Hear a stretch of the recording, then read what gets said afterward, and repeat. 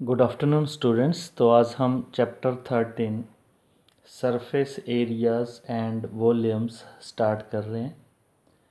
तो इसमें सबसे पहले हमारे पास आता है कि surface area of a cuboid and surface area of a cube. So आपने 8th क्लास में ऑलरेडी ये फॉर्मूले रीड किए हुए हैं। Surface area of a cuboid is equal to bracket में L B plus B H plus H L.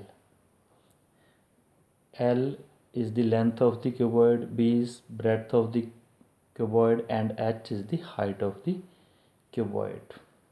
And surface area of a cube में length, breadth, height तीनों क्या होती हैं? इक्वल होती हैं, सेम होती हैं।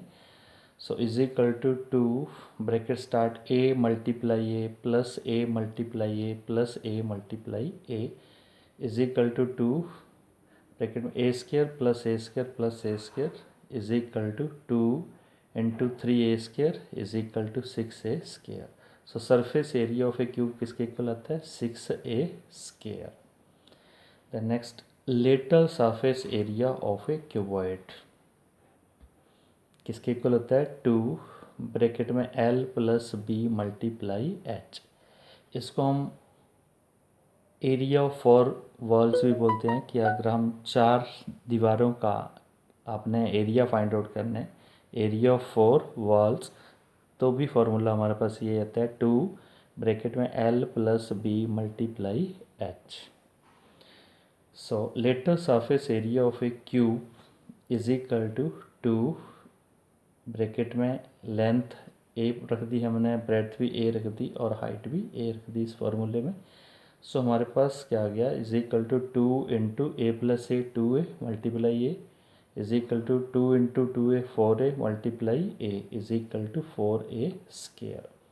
सो lateral surface area of a cube किसके इक्वल होता है? 4a²।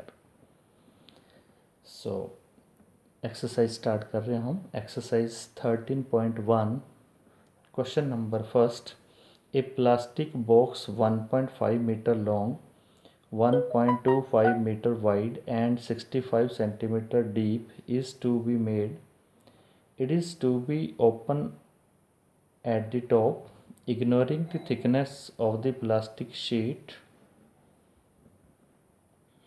Determine first the area of the sheet required for making the box, and the second part the cost of sheet for it. If a sheet measuring 1 meter square cost rupees 20. सो सबसे पहले हमें length दी है कि L हमारे पास कितना है?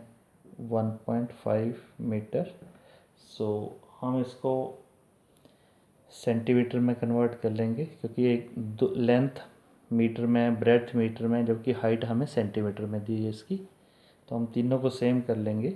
सो 1.5 multiply 100 centimetre is equal to 15/10 multiply 100 centimetre and this is equal to 150 centimetre.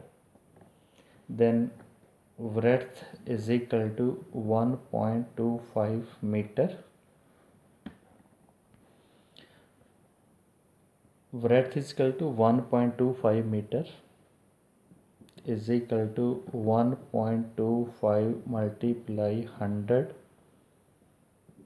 centimeter is equal to 125/100, point हमने हटा दिया, multiply 100 centimetre. So 100 cancel, 125 centimetre. And then next हमें हाइट हमें दे रखी है, height is equal to 65 centimetre.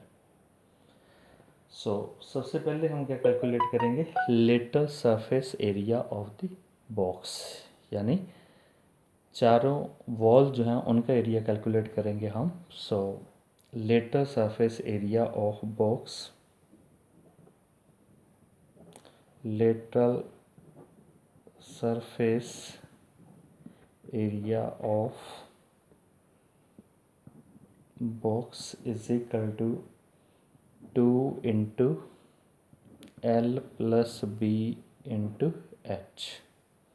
So is equal to 2 into length हमारे पास कितनी है 150 प्लस ब्रेड्थ हमारे पास आ गई 125 इंटू हाइट हमारे पास आ गई 65 सेंटीमीटर स्क्वायर।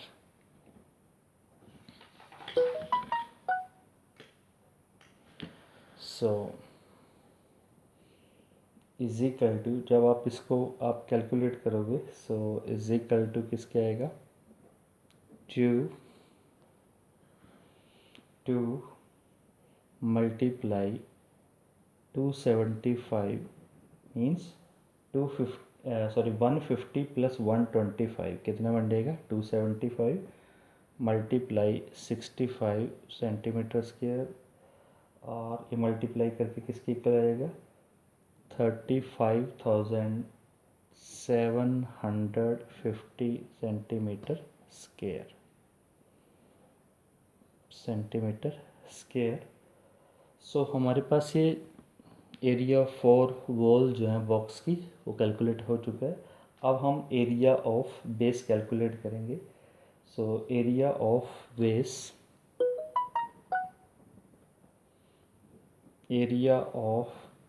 बेस, तो बेस हमें पता वो भी एक रेक्टेंगल है, तो एरिया क्या आएगा length multiply breadth. So length हमारे पास कितनी है 150 सेंटीमीटर और मल्टीप्लाई ब्रेड्थ हमारे पास है 125 सेंटीमीटर। तो ये मल्टीप्लाई करके हमारे पास कितना आ जाएगा 18,750 centimetre square. So now area of sheet for box,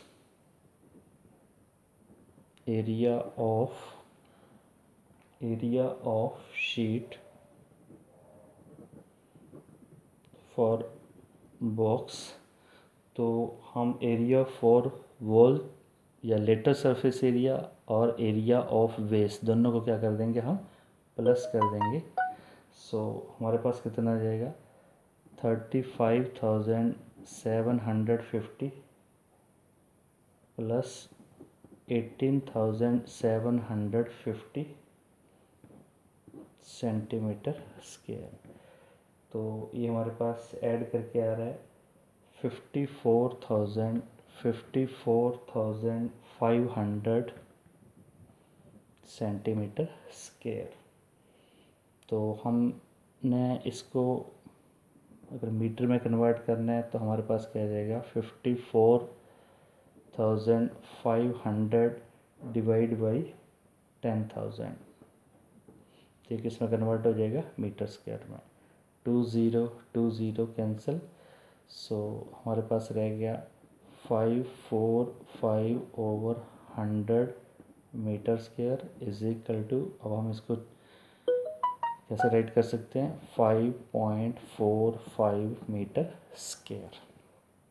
तो ये हमारा फर्स्ट पार्ट जो सॉल्व हो चुका है। देन हमारा नेक्स्ट कि सेकंड पार्ट इसी क्वेश्चन का हमारे से कॉस्ट पूछी थी। So cost of 1 metre square sheet हमें दे रखी है। The cost of 1 metre square sheet हमें दे रखी है ₹20, हमें ₹20 दिए हुए। और नाउ कॉस्ट ऑफ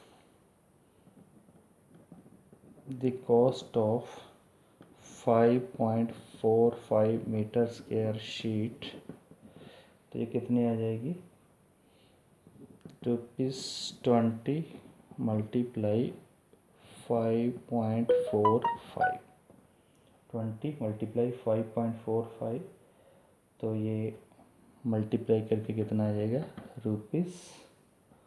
₹109। तो ये हमारा फर्स्ट क्वेश्चन जो है वो कंप्लीट हो चुका है। Then second question, the length breadth and height of a room are 5 metre 4 metre एंड 3 metre respectively, find the cost of whitewashing the walls of the room and the ceiling at the rate of rupees 7.50 per meter square.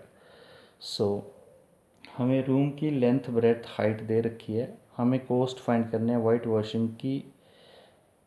Washing the walls of the room and the ceiling. So सबसे पहले हम area of 4 walls निकाल लेते हैं. So area of 4 walls के formula था हमारे पास 2 into L plus B into H.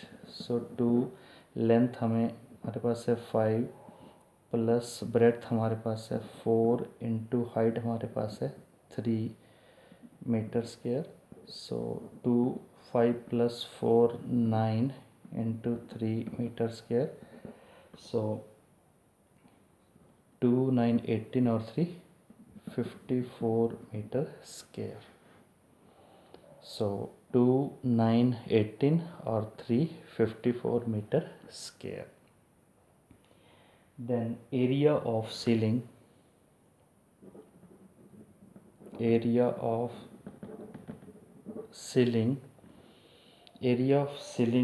क्योंकि छत का एरिया फाइंड आउट करना है तो हमें पता है कि छत का एरिया क्या आएगा, length multiply breadth. Means length हमारे पास कितनी है 5 मीटर और ब्रेड्थ कितनी है 4 मीटर. सो हमारे पास एरिया कितना आ गया 20 metre square. Now total area हमारे पास कितना बन गया, टोटल एरिया कितना आ गया 54 metre square. 54 metre square plus 20 metre square. तो ये हमारे पास किसके इक्वल आ गया 74 मीटर स्क्वायर. अब हमें कॉस्ट फाइंड आउट करनी है वाइट वॉशिंग की. So cost of white washing